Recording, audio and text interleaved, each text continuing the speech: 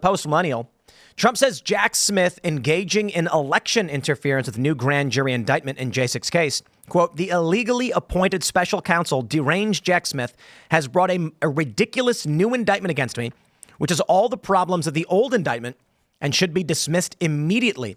Now, connected to the story is Jack Smith appealing the dismissal of Mar-a-Lago seized documents case. The gist of it here is the courts ruled that he was illegally appointed. Is that correct? Yeah, well, they didn't rule that. The Supreme Court didn't rule that. But Justice Thomas said in his concurrence on the immunity ruling that he thought Jack Smith was unconstitutionally appointed. And this resulted in, was it Judge Cannon? Judge Eileen Cannon, yeah, Trump-appointed judge in Florida, dismissing the case entirely. And it is an absurd case. I mean, the classified documents case is ridiculous on its face. They even brought fake evidence. They staged photos. That's right. It was evidence tampering. So the simple version is Trump had a bunch of documents scattershot in a bunch of random boxes. They pulled them out, found them, laid them on the ground, and put confidential stuff on top of them. So it looked like Trump had all these folders that said top secret on them. They put on those cover sheets. Yep. They put on those cover sheets. And then they scattered it around and they were like, Nick Fuentes was in Mar-a-Lago. This person's in Mar-a-Lago. They're going to get the documents. These were just in Melania's closet. Meanwhile, it's like, why are you rifling through her closet? There wasn't even anything in there. Yeah. They just know she has great taste. They want to see what she has. You know, I'm sure they picked up some good evidence. Has great taste. The other thing is, where's the Biden investigation? Why is Jack Smith only caught up on Trump? If he cares so much about classified documents, why doesn't he go after? They had a special counsel for Biden, and not the Jack Smith. He was a sympathetic old man who would never be convicted by a jury because he was just too kind and dotty and old. We didn't get pictures of the Biden garage where their documents were stashed, did we? Nope. I love the document story, though, because one thing that I do think gets overlooked in it is what the documents were. And there is a freak out in blob media, such as the Washington Post, for example. Did you call it blob? Yeah. I like that. The blob, another word for the swamp, I guess. And they're obsessed by the fact that Trump apparently had information about an ally's secretive nuclear program. Couldn't tell you which ally that would be, or I would like to know personally why Trump had that document. It kind of makes me feel like he had it to protect himself from something. I'm not sure what. Or again, it depends on who this ally with the secret nuclear program is. But another issue on that, it was just stunning to me. Once I was watching CNN, Jake Tapper was interviewing the former Secretary of Defense, Mark Esper, and asking him, like, why do you think it's so bad that Donald Trump would have these documents lying around? And Esper said, actually, that it would prevent the United States, he said this, from executing a successful strike on Iran. He's like, there could be logistics documents about our plans to, well, excuse me, are we going to war with Iran? That's news to me. Apparently, Mark Esper was privy to some information or some plans that haven't been made public or haven't been discussed in Congress, which is supposed to be the authority that declares war. We've had a couple people pass through here recently who believed that Kamala Harris's election would be bad for Israel and that they would cut a deal with Iran. And I'm just like, I think that's ridiculous. They are literally the deep state military-industrial complex. They are going to redouble their efforts, and they're going to try to exacerbate the conflict so they can get the war with Iran. And Donald Trump, I don't think he's even perfect on the issue either. But I think the principal conflict that the deep state had with Trump is that he wanted to get our troops out of the Middle East. Yep. Not perfectly, but he tried getting our troops out of Syria. He set a deadline for withdrawal from Afghanistan. They lost their minds over that. And I think that was the principal catalyst that set them off to try and destroy him. Yeah, and having dialogue with other world leaders such as Putin. I mean, I went to the Trump-Putin summit at the time I was working for RT, which was super fun because we were at the center of the conspiracy to elect Trump, you may recall. And it was, for me, incredible actually to witness a U.S. president acting like a statesman and sitting down with a powerful leader of another powerful country and supposedly acting in good faith.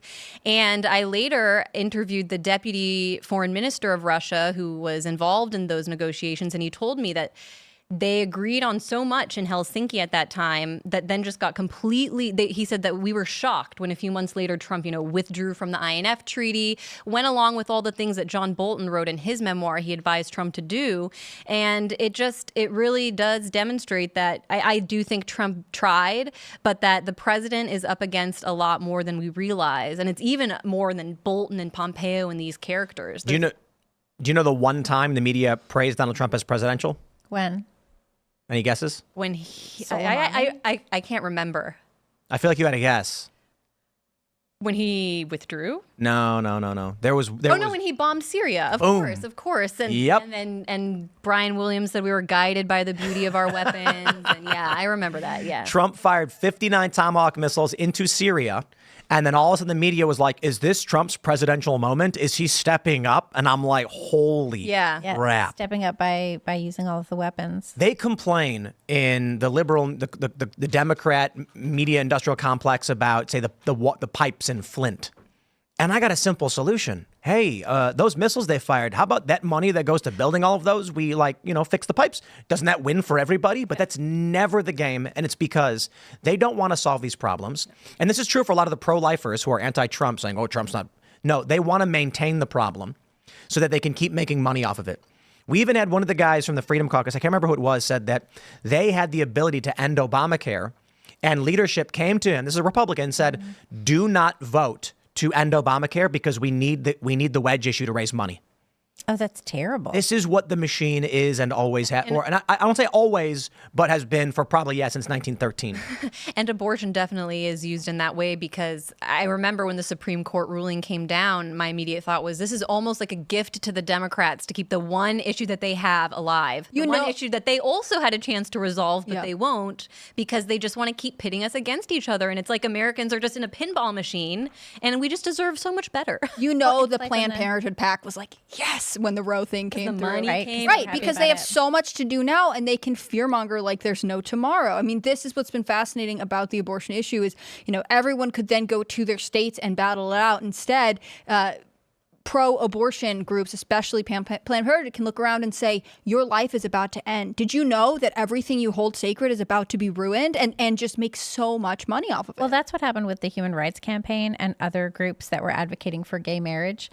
When they got gay marriage, when Obergefell went through, they didn't have anything to fundraise on. And that's when they really started pushing all of the trans stuff. Because they were like, oh, let's come up with this new issue so we don't have to give up our $500,000 a year not-for-profit jobs, in nice buildings in D.C. And now we have the transing of American kids simply so that not simply, but in large part for the fundraising efforts and it's Human Rights Watch that issues those travel advisories, right? Yeah, those are funny, aren't they? Every couple, especially during the summer, they'll release these. You guys probably know it, but they'll release these lists where they're like, "You can't go to Georgia. It hates trans people. Don't go there." It's bizarre. It's this really intense fear-based fundraising. There are a lot of Democrats who genuinely are terrified to go into a rural area, as they really do think that everyone's wearing MAGA hats and they have guns and they're going to attack you. Mm-hmm. For real. There was, I can't remember what the story was. There was I think it was a man on the street where people were asking about crime in big cities. And the response from some of these liberals were like, oh yeah, well, all these conservatives are complaining about the cities, but I'm fine here. But if we were to go there, what they would do to us. And, if a black person went to a white rural area, I'm like, none of that is true at all. You drive anywhere and nobody cares. Everybody leaves you alone. Well, you could be in full drag and go into rural Nebraska and walk into a supermarket and then they're going to be like, howdy. And you're going to buy food and they're going to be like, K. And they're going to be like, I don't know, whatever. I don't care. Yeah, that's true. And you have these coastal elite groups thinking that the entire rest of the country is backwards and homophobic and racist. And I dare you to walk into a Walmart anywhere in this entire nation without seeing some white grandma with a bunch of biracial grandbabies perfectly happy buying everybody a bunch of Legos and stuff. You know what I mean? Yeah. That's the country. The country is very well. And the politics don't reflect No. I'm glad you brought up Walmart because Bentonville, Arkansas is having this huge population boom because a Walmart's building. That's the headquarters of Walmart. Right. And they're expanding it. So they're bringing a lot of people. And I watched a Walmart. So they're having babies? I watched this interview with this girl who's I lived in New York and I lived in DC and then I was in Miami and they offered me this job and I really didn't want to go because, I thought it was going to be, backwards and conservative. And she's like, I love it here. It's great. Which, of course, locals are like, well, they're bringing their own values. But there really is this kind of overstated fear of rural America, I think, especially in 2024. And then you get there and everyone likes it, and I just think that there's so much of the internal anxiety that left-leaning people, both just people who live their lives not super political, but and voters create for themselves that makes it unable to tell the difference. That's why I mentioned with CNN, like I really don't believe that they can tell the difference between what is biased in their favor versus what is just bad, fearful, anti-conservative. I think it also sort of reflects how sort of subtly racist the Northeast is, where so many of these values originate and where I grew up. There's a lot of segregation. There is a lot of like, you know, what is it? The racism of low expectations. That's a thing. There's not like a ton of mixing between groups. And then in the rest of the country, there is. I mean, it's, And like in New York and Boston and Philadelphia and New Jersey and all of these places where I lived, it's like, it's very separate, and it's separate within the universities. It's separate within academia. There's a really good... The higher up you go, the more separate it becomes. A really good example or circumstance that explains a lot of the wokeness is... You remember when there was that media campaign about the talk that black parents give to their children? I remember that so well. And it was created by white liberals from upper class areas who are isolated from the rest of reality. And felt guilty. Because the talk isn't unique to black families in this country. When I was a kid, my white father, we had the talk. He said, son, what do you do if you get pulled over? You got to put both your hands on the steering wheel. You got to take your keys and your wallet. You put them up on top of the dash. You turn the light on. You turn the car off. You turn the radio off. You roll your window down. You put your hands on the wheel.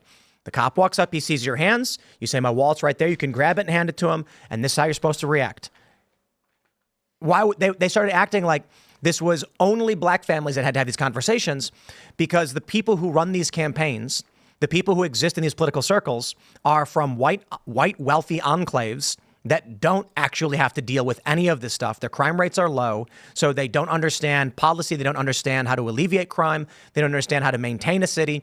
And then when they get in trouble, they're in smaller scale communities where their wealthy parents call the city and take care of it. So they go, wow, this is how it must be for all white people everywhere.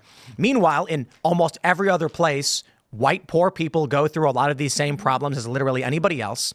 But this is the isolation that leads them to creating these, I call them awful policies, affluent white female liberal policies. Well, when I lived in Brooklyn with my son when he was little, we had to talk about how to talk to cops in the park, which was like, if a cop tells you to do something, just do it. Keep your hands where, don't ever have a toy gun in the park, not a water gun, nothing. You know what I mean? So yeah, all parents tell their kids like how to deal with authority figures that have guns. But then there's Governor Kathy Hochul of New York, who says that inner city black students don't know what a computer is. Yeah. I mean, the obvious discrepancy between that should just, I think it really captures what a lot of elite Democrats are experiencing every day, which is they have no idea. That Kathy Hochul thing was ridiculous. Wasn't that crazy? It was so offensive. Yeah, and I think she'll just keep her office, right? She believes it. She believed it, and then her office was like, no, she didn't really mean it.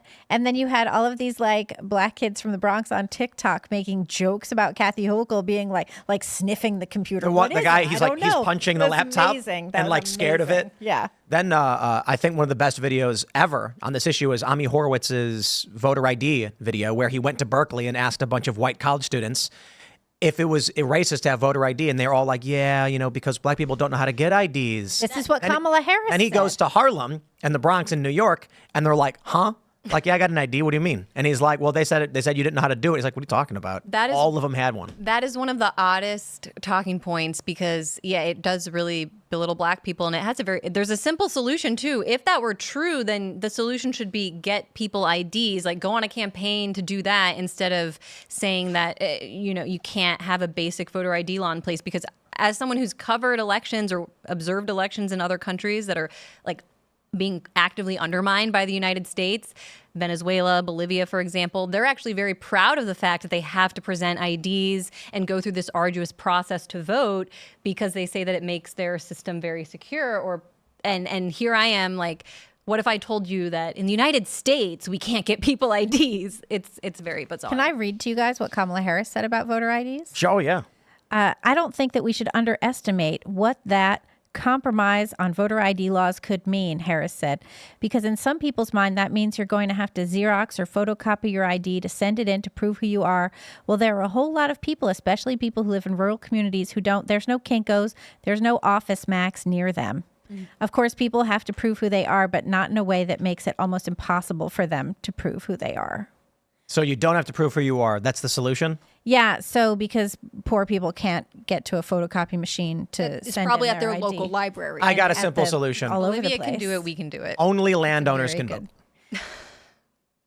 That solves all the problems because now it doesn't matter. We look, I'm thinking about what about back in the day when we didn't have IDs? How did we do it then? Simple. You had a land deed. Right. And so you just, show your land deed and you're good. Is that the idea? No. If back then, when landowners were the ones who were voting, you needed to prove you owned land. There has always been a requirement that you prove you are a member of the community. I agree.